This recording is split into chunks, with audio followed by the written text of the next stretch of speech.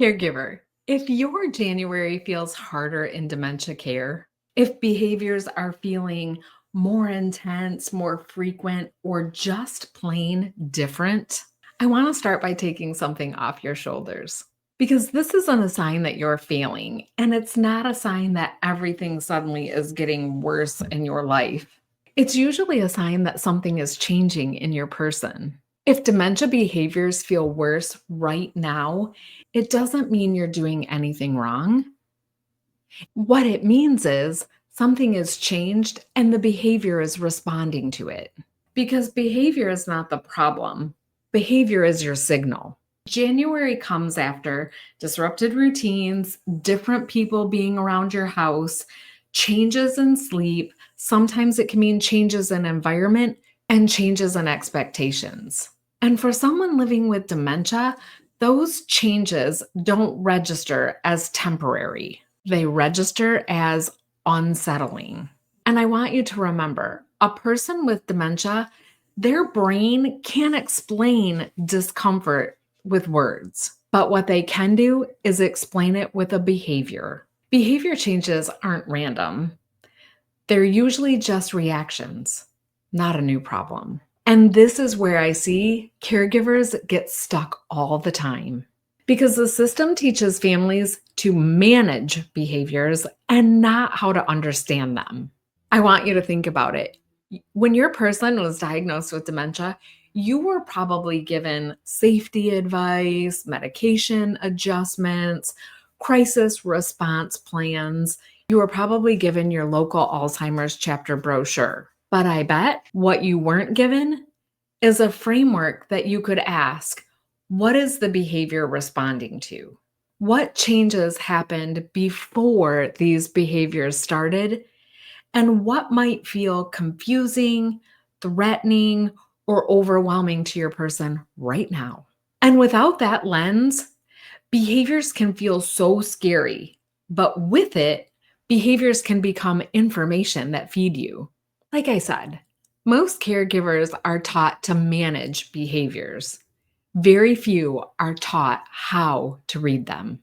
And when you're only taught just that managing, every behavior feels like an emergency instead of a message to you. And it's no wonder you end up feeling frustrated or like your life is suddenly turned upside down. I get that. But here's something important that I want to normalize with you.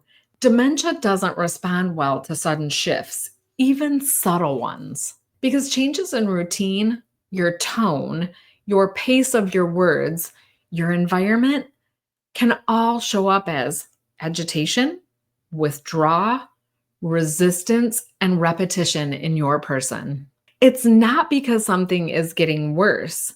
It's because their brain is processing and trying to figure it out. And when your person's routines shift, their dementia is going to respond. This is normal. And when routines shift, dementia is going to respond. And that's not regression.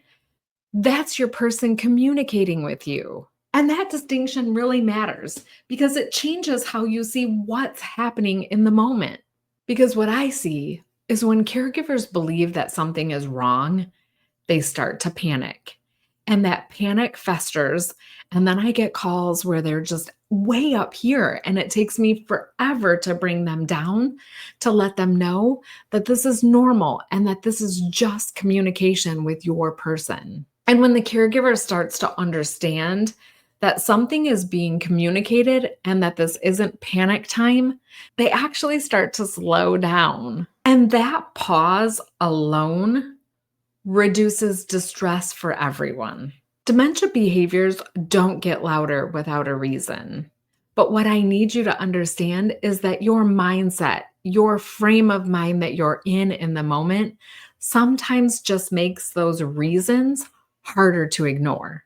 And so this isn't about fixing the behavior as much as it is about learning new ways to interpret the behavior without blame, without fear, without crisis, and without urgency. And if this feels like something you've been through, if you've found yourself at that point and you need support to get you through those moments, I would love to see you join the Care Shift because this is the exact perspective and part of the Care Shift where caregivers like you can stop reacting to behavior and start understanding what your person is trying to say. And it exists to close the gaps that the system has left us in and give us a new way forward.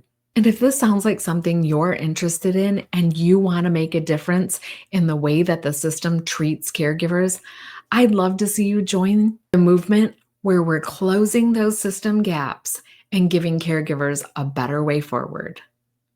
So until next week, I'll be here sharing with you while you're caring for them. Take care.